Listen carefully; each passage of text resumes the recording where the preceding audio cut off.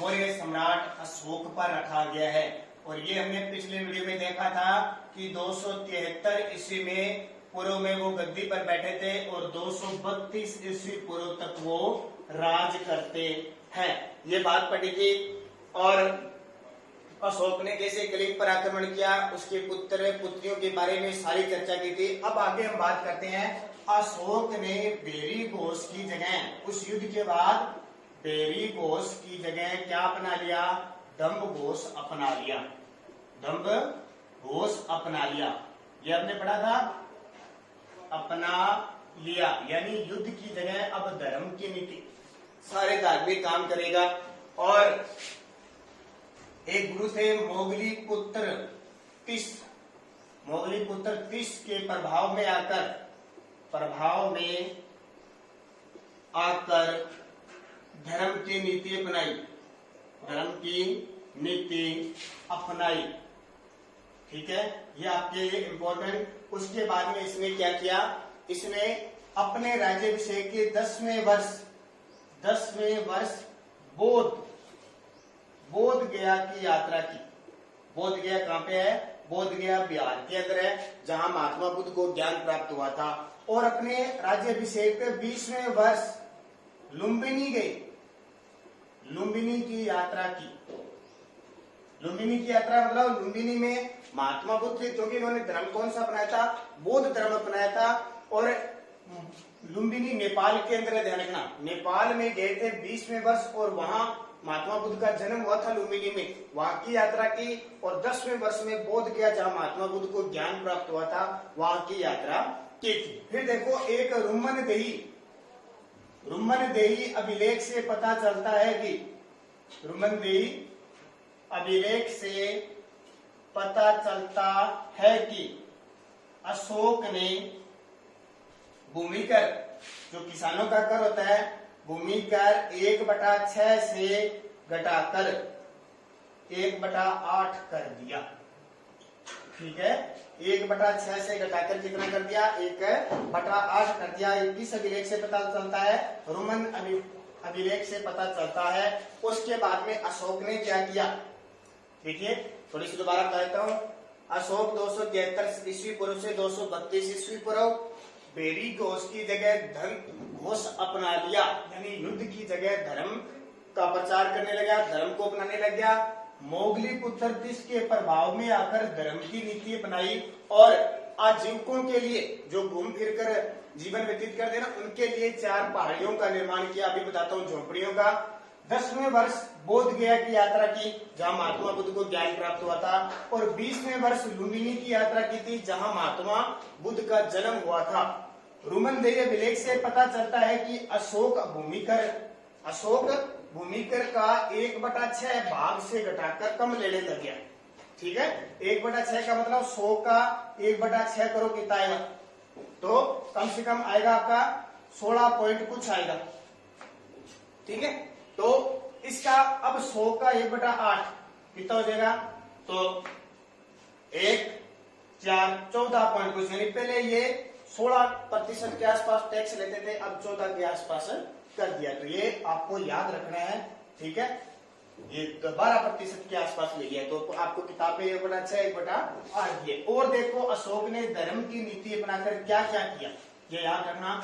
अशोक सबसे पहली बात, इसने आजीविकों के लिए, आजीविकों जो घूमते फिरते हैं सिर्फ अपना खाना खा के गुजारा करते हैं ना, उनके लिए, आजीविकों के लिए बराबर की पहाड़ियों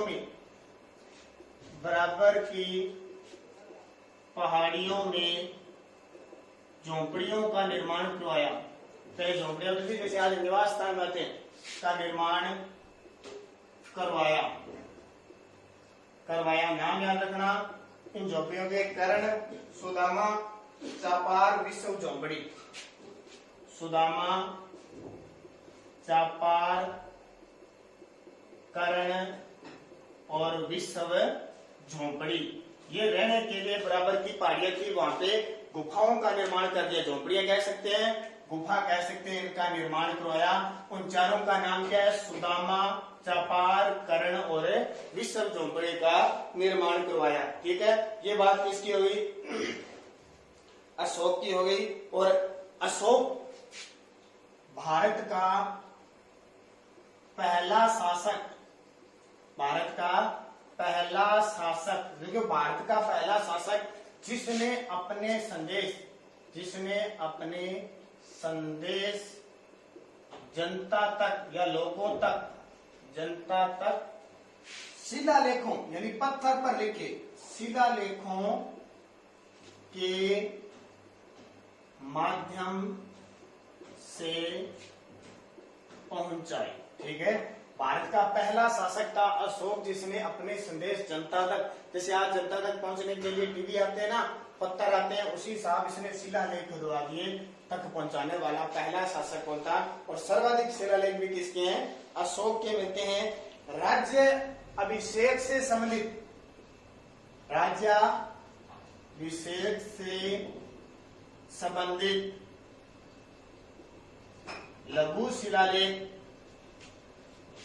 राज्याभिषेक से संबंधित जो लघु शिलालेख है, लघु शिलालेख में अशोक ने समय को, कौन-से लघु शिलालेख में अशोक ने समय को बुद्ध शाक्य कहा है, बुद्ध शाक्य कहा।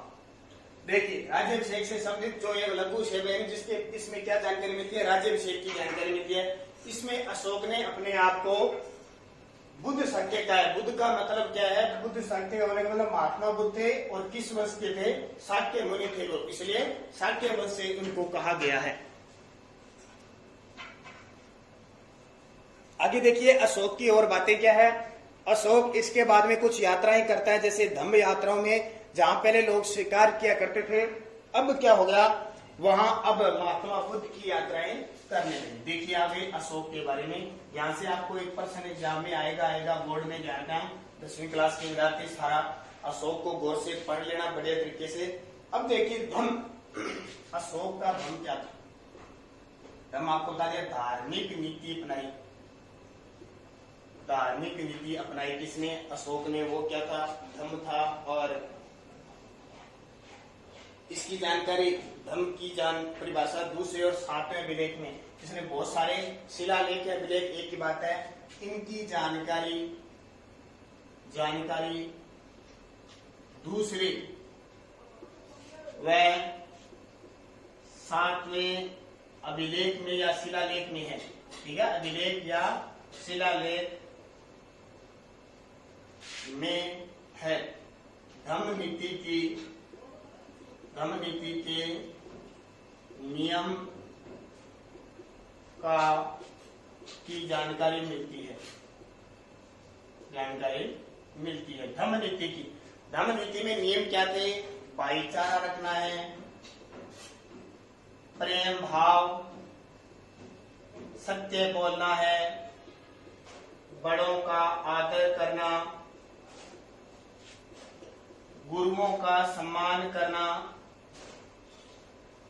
ठीक है, भाईचारा रखना है, प्रेम भाव रखना है, सत्य, बड़ों का आदर, गुरु का भाव, दया भाव,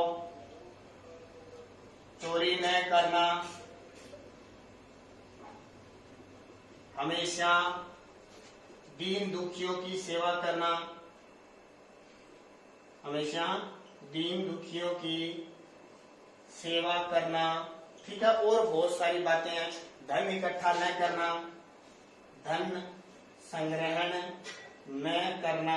ठीक है, और भी बहुत सारे इसमें नियम होते हैं सारे। साधु स्वभाव रखना, कल्याणकारी कार्य करना, साधु स्वभाव रखना, कल्याणकारी कार्य करना, साधु स्वभाव रखना, कल्याणकारी करना, प्राणियों का वध न करना, प्राणियों का वध न करना, माता पिता की सेवा करना। ये सारे किसमें थे? इस धम्म के अंदर थे। जो धम्म था उसके बारे में थे। बहुत सारी बातें इसमें लिखी हुई है। मित्रों से व्यवहार रखना, ठीक है, अल्पव्यय, सब कुछ। और इसमें इसने महात्मा बुद्ध की जो त्रिरत्न है बुद्ध धम्म और संघ, कौन कौन से? बुद्ध, धम्म और संघ के बारे में भी आस्था प्रकट की है। तो ये बातें सारी आपको याद रखनी है। अब अगला वीडियो फिर आएगा, फिर अशोक के बारे में, उनकी कौन कौन सी यात्रा थी, किसमें क्या उन्हें प्रतिबंध लगाया था, कैसे उसका प्रशासन चलता था, उसके बारे में बात करें।